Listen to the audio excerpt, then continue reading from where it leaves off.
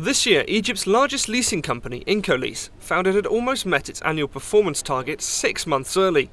One reason, according to its CEO, was that businesses knew the company would give them a decision on financing within 15 days, as opposed to the 3 or 4 months it would usually take the country's banks. This actually attracted a lot of conventional bank clients to come to leasing as an alternative source of finance. Egypt's banking system is known for its cautious approach, due in part to a series of comprehensive reforms. From restructuring their balance sheets, for higher reserve requirements for non-performing loans, for very picky and up to the international standards when giving credit. The reforms meant that when the global financial crisis struck, Egypt's banking sector was largely untouched. Yasser al-Malawani is CEO of one of the region's leading investment banks. I think we're very, very lucky by the management and the focused plan that took place in the banking sector. The reform process, the privatisation of some state-owned banks such as the Bank of Alexandria, the fact that Egypt with a population of 80 million people is severely underbanked, and the sector's cautious nature also helped convince foreign institutions such as Crédit Agricole to move into Egypt. Cautiousness, in a way, helped the banking sector to go through one of the wildest financial crises the world has ever experienced.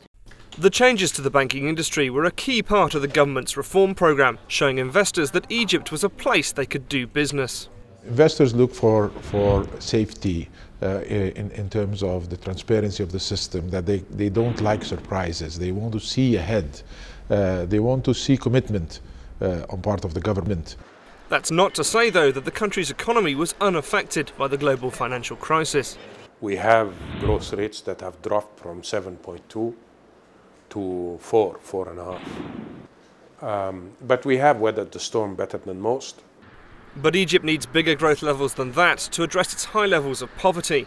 One way the government is trying to make that happen is the creation of a single regulator, which will eventually supervise all its non-banking financial institutions, including the capital markets, insurance, leasing and mortgage industries.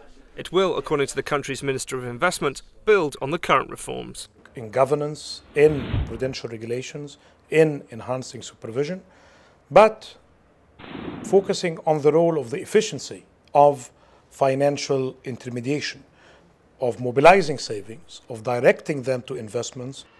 The aim of setting up a single regulator is to create efficiencies across the non-banking financial sectors.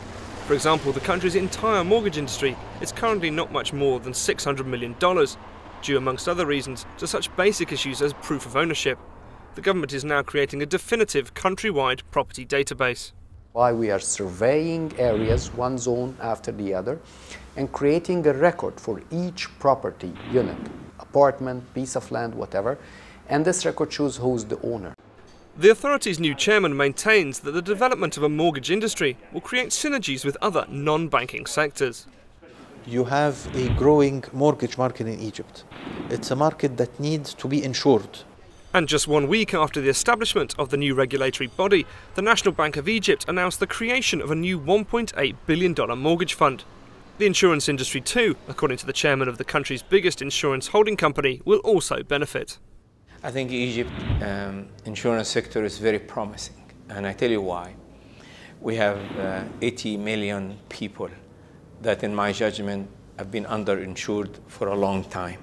And the country's Minister of Trade and Industry does acknowledge the pressing need to spur investment. We need to open up all the veins and all the other channels of financing, and definitely today areas like leasing and insurance and all this kind of savings and investment, they need to be more and more now energized. Putting in place this authority is an indication that Egypt is taking the development of financial markets outside of the banking sector very seriously as an alternative source of liquidity and capital. The end result, it's hoped, will be an increase in the speed of economic growth. The turnover of funds in the system, actually, if this is going to increase, this will yield more growth and more businesses and will create more job opportunities for the Egyptians.